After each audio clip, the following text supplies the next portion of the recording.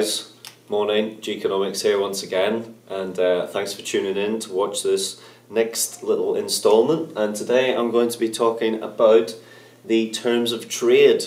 So with my students, I've just finished looking at the law of absolute and comparative advantage, and whilst we've been looking at that, we've been looking at this index, which is the terms of trade index.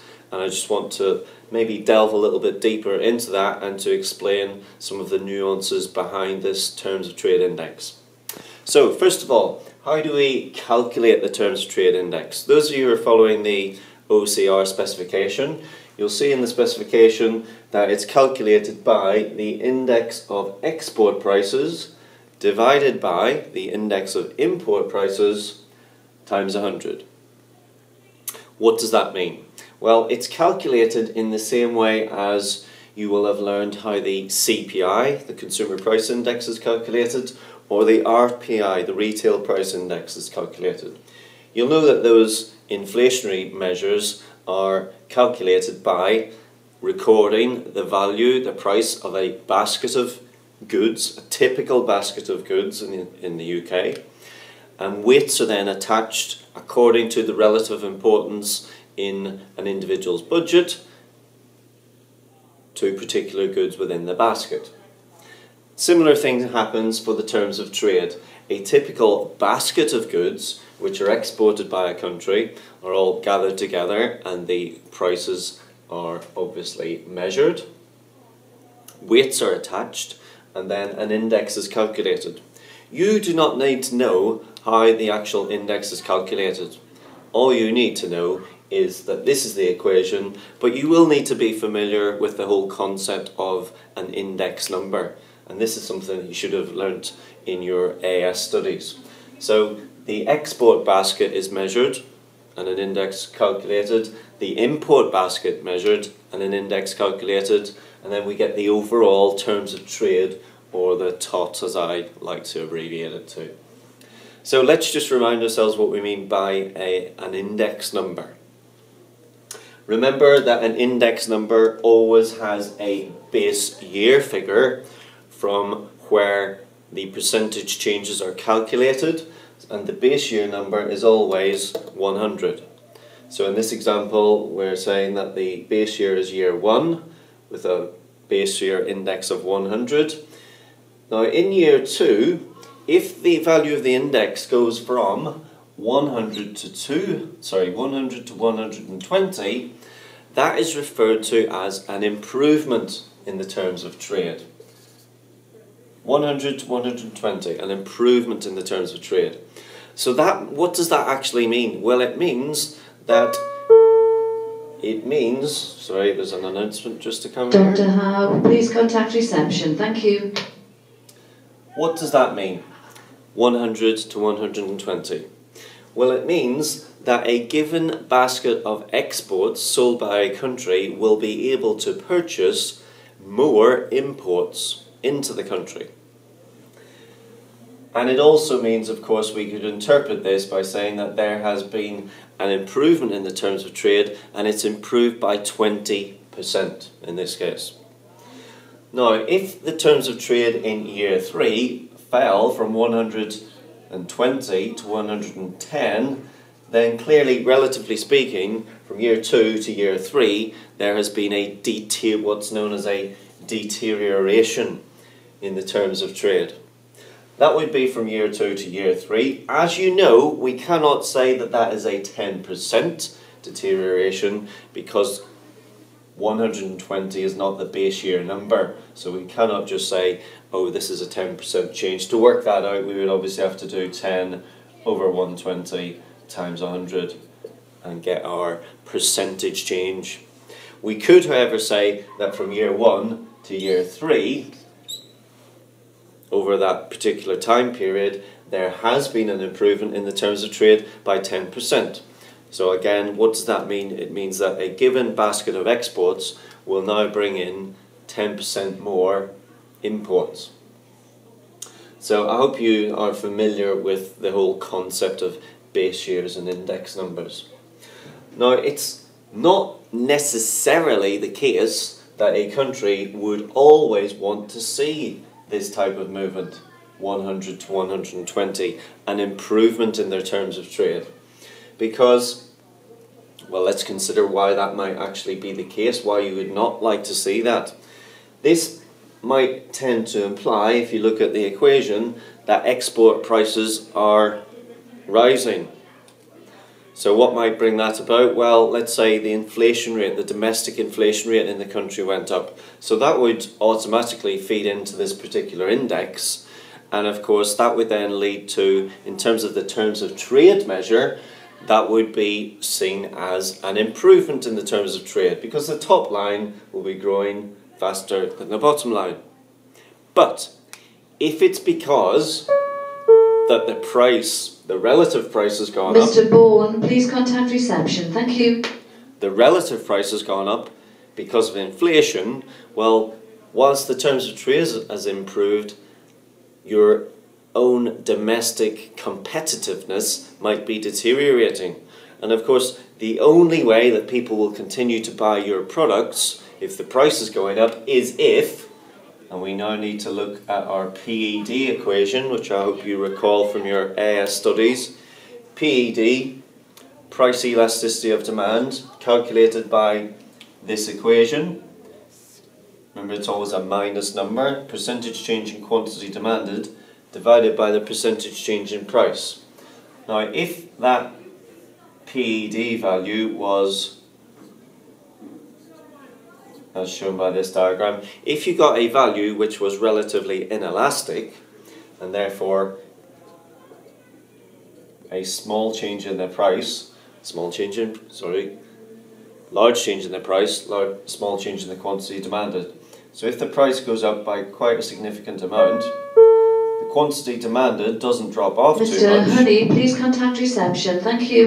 The quantity demanded doesn't drop off so much, and therefore if your terms of trade improved because of domestic inflation, but the demand for your products was price inelastic anyway, then that wouldn't make much of a difference.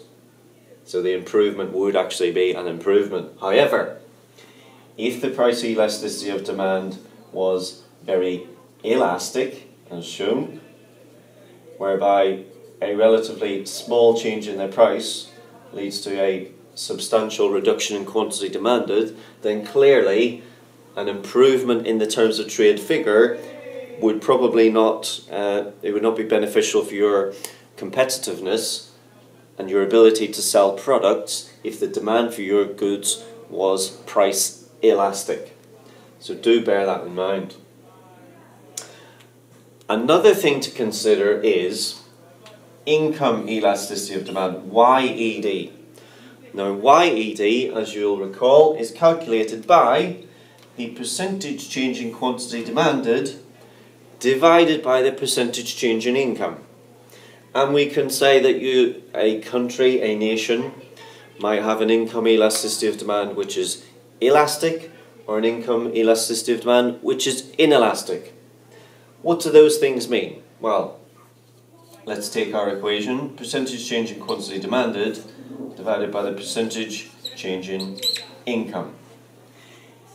If a nation has an income elasticity which is very elastic, well, that clearly means that the percentage change on the top line is greater than the percentage change on the bottom line. So for example, a 10% rise in incomes may lead to a 20% rise in quantity demanded. That would be income elastic. So a certain increase... Mr. Upbourne, please contact reception. Thank you.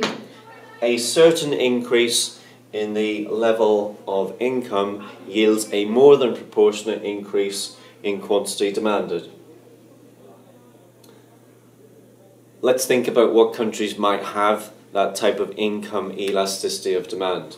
Well, the developed world, and we've been looking recently at developed and developing economies, the developed world is more likely, as it gets wealthier, to have this type of income elasticity of demand, particularly with regard to manufactured goods and luxury goods.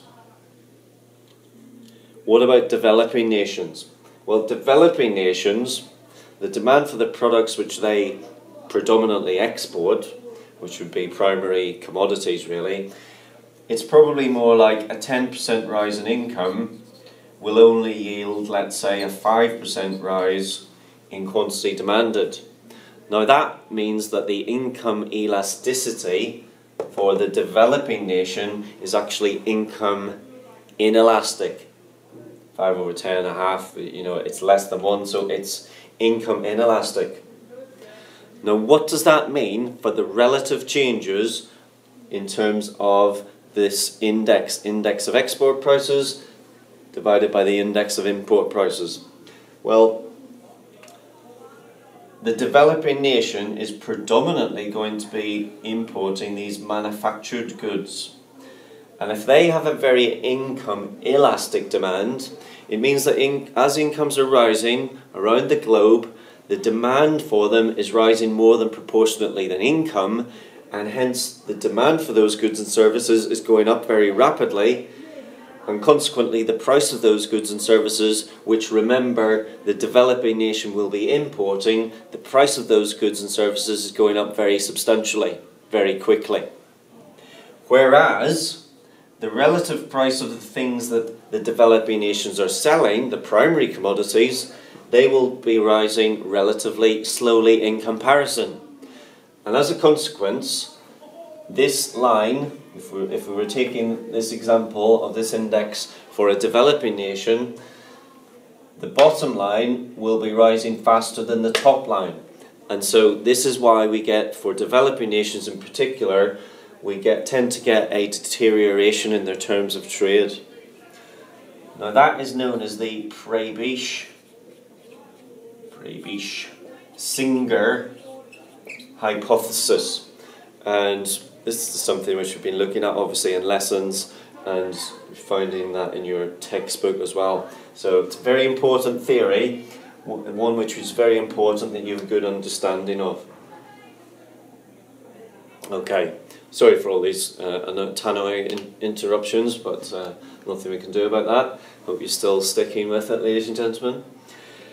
Right, now then, let's just consider a few things which may cause either an improvement or a deterioration in the terms of trade.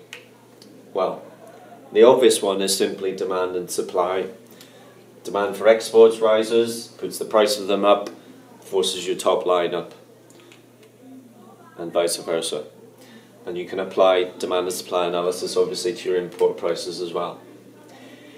We've mentioned inflation.